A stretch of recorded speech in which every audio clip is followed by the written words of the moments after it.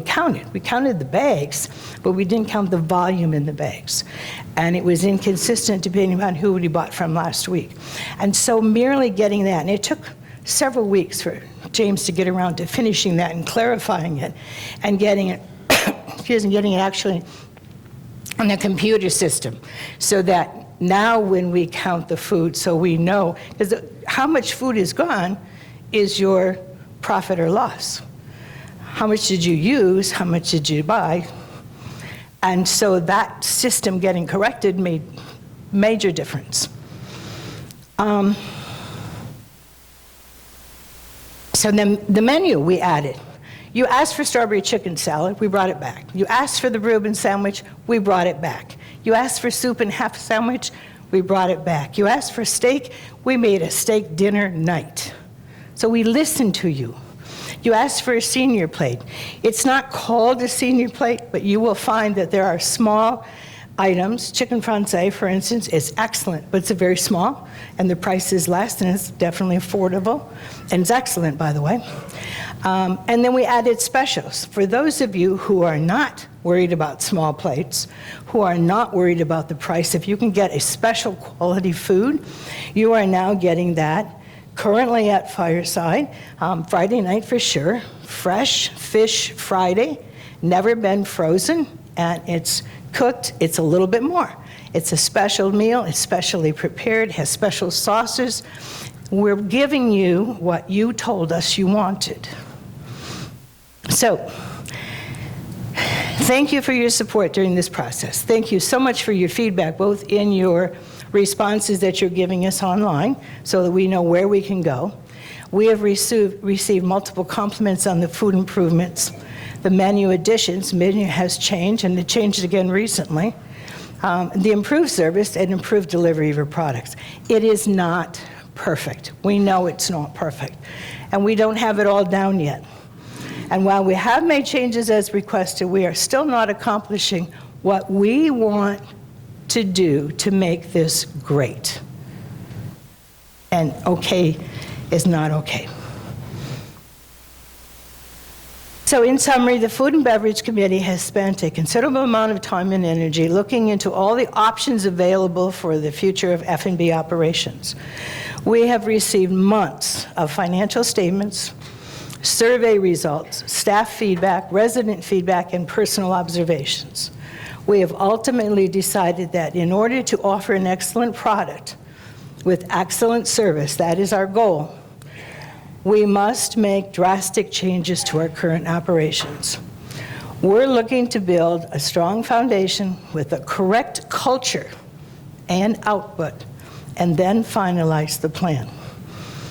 Arthur Tibbetts is our chairman, and he's going to tell you what that plan is.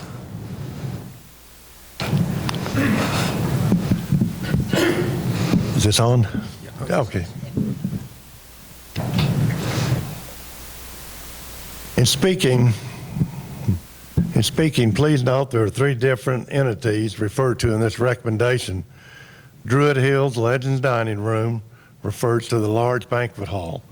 Fireside Lounge refers to the current a la carte lounge bar area at Druid Hills. Stonehenge refers to the bar and pub area at the Stonehenge Golf Course. We recommend that Fireside Lounge, a la carte services, and Druid Hills Dining Room, a la carte services be discontinued. Stonehenge will remain as the only a la carte service. Druid Hills Legends Dining Room should be used for private parties and banquets only. We further recommend that the dining room be used for private banquets, dinner dances, seasonal buffets, and the weekly buffets, such as the Sunday breakfast and chicken and pasta type meals. Because Stonehenge will close for remodeling on November 1st, 2019 to March 31st, 2020, we're proposing these options. The Fireside Lounge will resume the Stonehenge a la carte program while the building's being remodeled. Therefore, breakfast, lunch, and dinner service will be using current Stonehenge breakfast menu and Fireside dinner menu starting November 1st, 2019. We will continue to be closed on Mondays and serve only breakfast buffets on Sundays. Fireside Lounge will release a new Stonehenge menu in mid-January 2020 to be used at the Fireside Lounge and carried over to Stonehenge in April 2020 when it opens. This will allow the staff to be familiar with the preparation and sale of the menu prior to opening the renewed Stonehenge restaurant. Stonehenge will remain as the only a la carte restaurant. Stonehenge will reopen for breakfast, lunch, and dinner operations 7 days a week starting in April 2020 to October 31st, 2020. It is proposed when Stonehenge reopens April 2020, Fireside Lounge will become a bar service only. No a la carte food will be served. The lounge will be closed on Sunday and Monday. In November 2020, it is slated for Stonehenge to again close in order to perform phase 2 of the operation, updating the kitchen and the dining area. Therefore, Fireside Lounge will resume breakfast, lunch, and dinner service using the current Stonehenge menus starting November 1st, 2020 to March 31st, 2021. We will continue to be closed on Mondays and only serve breakfast buffet on Sundays. In April 2021, when Stonehenge reopens, we recommend that it will be a year-round operation. Legends Dining Room will be utilized for private banquets, events, and buffets only. Fireside Lounge will continue to operate as a lounge bar service only. The committee has spent a considerable amount of time and energy looking into all options available for the future of the food and beverage operations. We have ultimately decided that in order to offer an excellent product with outstanding service, we must downsize and focus on the basics again. We're looking to build a strong foundation with a corrective, positive culture and output. We estimate that in the first year, the FGCC food and beverage amenity will be reduced by at least $100,000 due to this reduction in the volume of cost. There will be additional costs in the near future with the imminent hiring of a food and beverage manager. However, with continued efficiency, the total overall charges for this amenity are expected to continue to decrease. When it is decided that we are providing an excellent amenity to the members, we will then look at the option of opening further food and beverage options. The Food and Beverage Committee has been approved by the board to continue its operations in the future for at least one more year. It will be assessed again in 1 year to determine the need to continue at that time. This is a lot to understand. We welcome your comments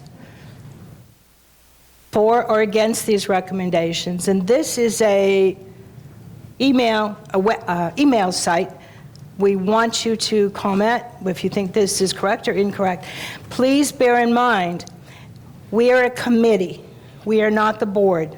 I am, but I'm not making decisions here, but this is a committee. All committees do not no committee makes the decision. This is a recommendation. This all has to be approved by the board. The board would like your input. We have a meeting next week. If you can email us, yay, nay, this sounds good, okay, we understand, or don't you dare, please tell us. I will personally look at this. Email address goes to all board members, so they'll get your input as well. But I will personally be calculating and adding together all the different comments that you put in. But as I said before, this is not final by any means. It's our recommendation as a committee, and the board has to approve or disapprove what is recommended here. And now that you're all warmed up, Cheryl. I would like you to have a microphone if you would, because then it'll get into. Here's me. Mike, I was just wondering, is this all happening? I mean, I'm welcoming some of this. Thank you. But is it because Mr. Anderson is planning to build a restaurant? He is not involved in this decision whatsoever, and I don't know if he's planning a restaurant or not. Okay, thank you. Yes, I was just interested, and I thought I saw Chief Williams earlier. You're going to make Fireside just a bar service only? That's a suggestion. Okay. Because we're not going to have food there. Okay, because if you're drinking and drinking and drinking, I think you really should be eating snacks. Oh, you're absolutely right. And we'd Just like a to give you snack. something to eat with salt in it, Yeah, so you drink more. Something. Thank you.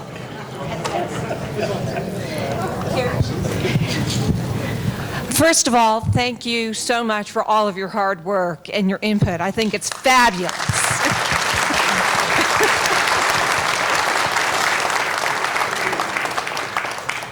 Secondly, in reference to the strawberry chicken salad, which I absolutely love, but the fact that strawberries are so expensive in the winter, has the thought ever come to make the salad seasonal?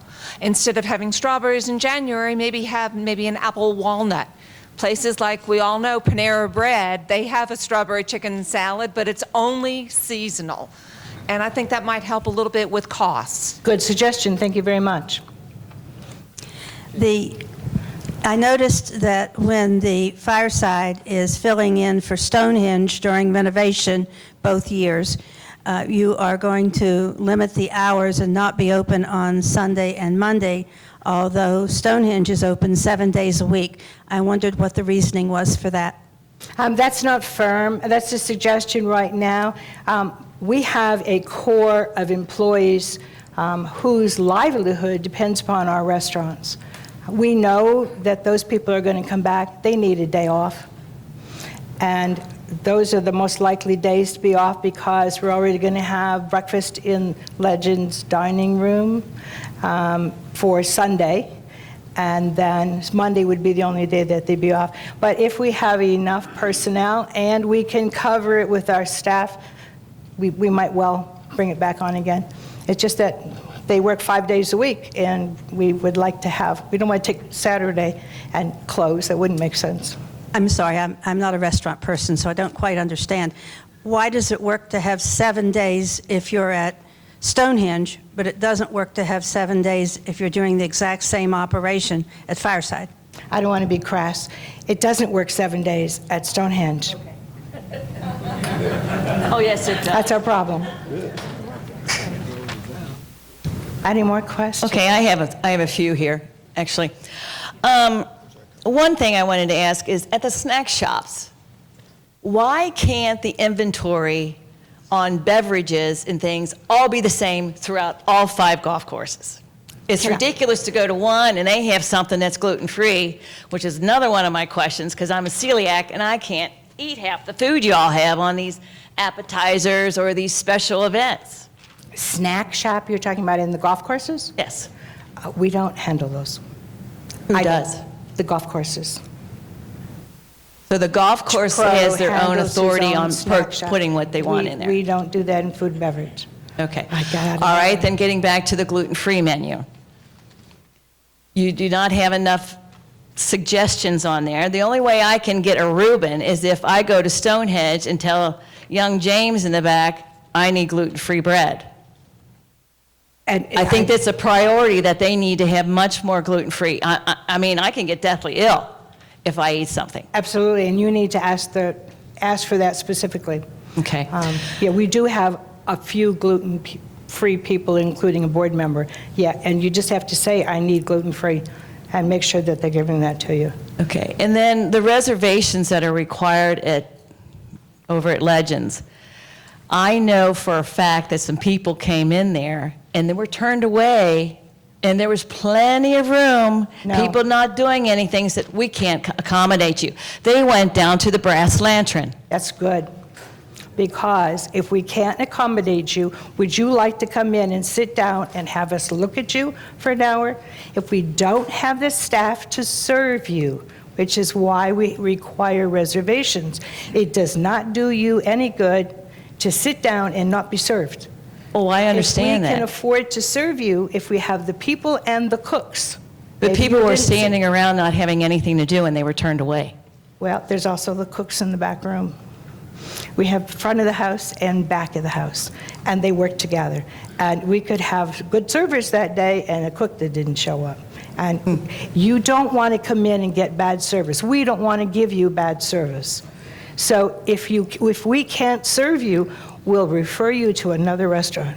Okay. And I'm sorry, but that's much better than us ruining our reputation, trying to serve you when we're not capable, and we know we're not capable, which is why we're reducing. We're hoping by reducing, we will be able to give you great service and great food. That's our plan. But if we expanded and have 4 restaurants, but you don't get served, you're not going to be a happy camper. What about the happy hours? How come there can't be happy hours at both facilities and not just at one? There's only going to be 1 facility, hopefully. There won't be 2 facilities. But I think I have heard a suggestion of happy hour being extended. So it's not just an hour, but maybe a couple hours, and that might be another suggestion.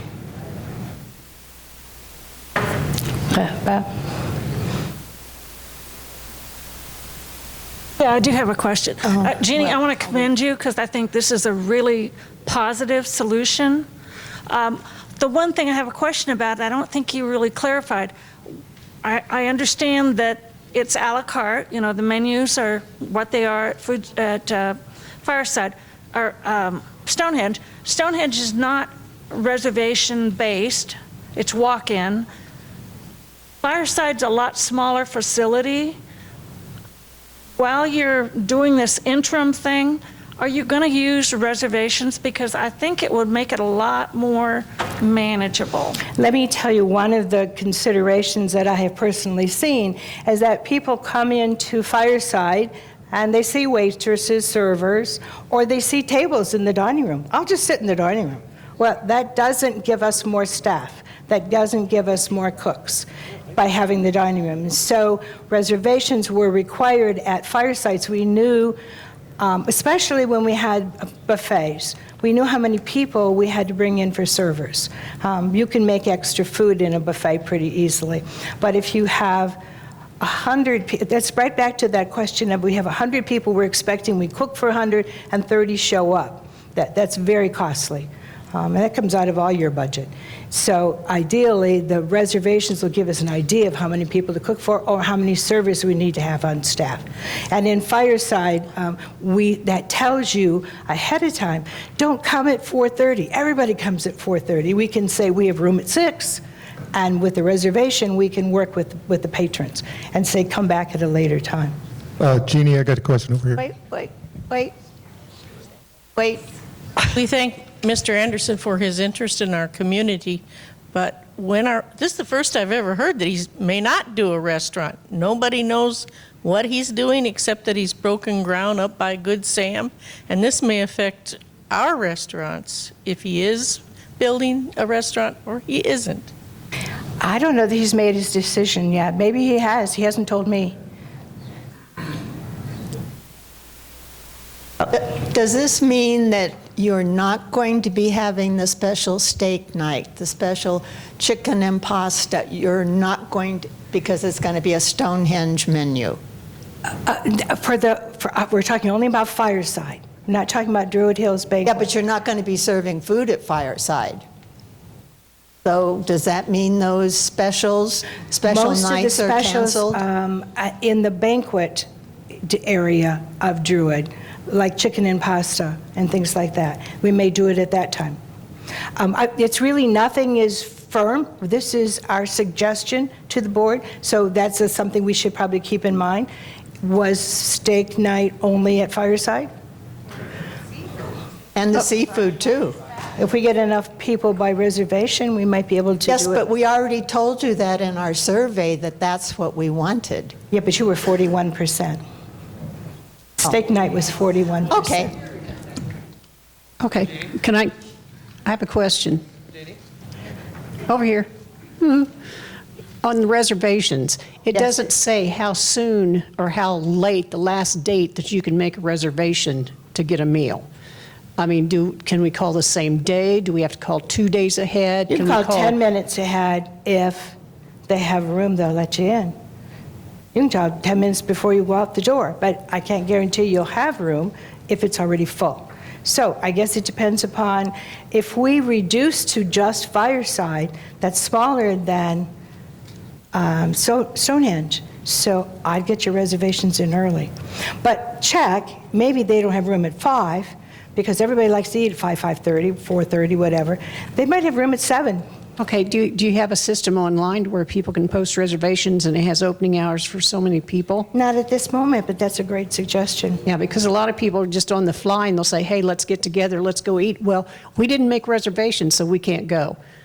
Well, And no, so it doesn't mean you turn can't. around, you know, so Yeah. if you have your phone, you have it on there, they say, oh, they do have seating at 6, we can go at 6 instead of 5. We do say reservations, but you can pop in, but don't be surprised if it's full. But it's much easier for us and for you if we know ahead of time how many people are coming.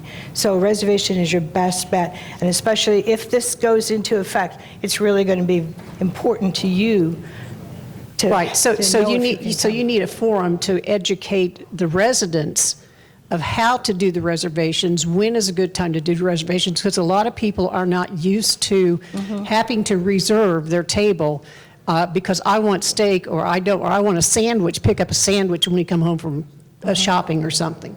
And so that's something I think has been a little kind of slip in the cracks of educating people. Well, it's within- and availability of getting the phone call through to get someone to answer to have the reservation made. So that's why I was suggesting maybe setting something up online where everybody can see it, go to it if they're on their way from Knoxville. That's Hey, not good for everyone, because there's some people that don't use the Some computer. don't, but still, Yeah. it's, the majority do. Well, within the next week or two, I intend to do a magnify to condense for those people who weren't here today exactly what our changes were, and I will try to remember to put that in there. That's a good idea. I don't know about getting something online for reservations yet, but definitely would be a good idea to tell them how to make the reservation. Thank you. Yes. Yeah, actually, whoa, I forgot I have a loud voice. I'll put the mic out here somewhere. Actually, this is a little more of a challenge. I wish I could have done this before everybody got up and left. Jeannie and her committee and everything are really desperately trying to find a solution and try to get us a food place where we can go and enjoy. Don and I had the unique opportunity to talk to the servers after everything is closed at night. We get to see their side of it, and yes, I have been a waiter. So I can tell you, something that we as a community, and you can tell all your friends and neighbors this if you want, if we do start to get the kind of staff that these people are attempting to bring, we need to learn to show them proper respect. It's a trade-off. It is a team effort. We talk to servers who say that Fairfield Glade residents are notorious for being cheap tippers. We need to learn that if we do get the service that we expect, we need to show these young people that we respect them.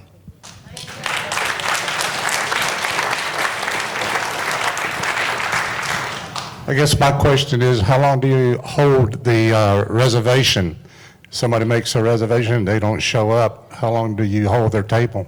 I don't know that we have established a standard yet, but I think 15 minutes is probably long enough. I think it would be great and not 30 minutes, 45 minutes. Yeah. I had that experience. Mike? What is exactly the drug and alcohol policy for hiring? Is it all drugs, including marijuana, or is there some flexibility in there? We've changed. We've gotten a little more flexible. We don't stop people from marijuana anymore. So we've reduced it. We've lowered our bar in order to get people in. We're doing everything we can. Okay, one more question. Yes.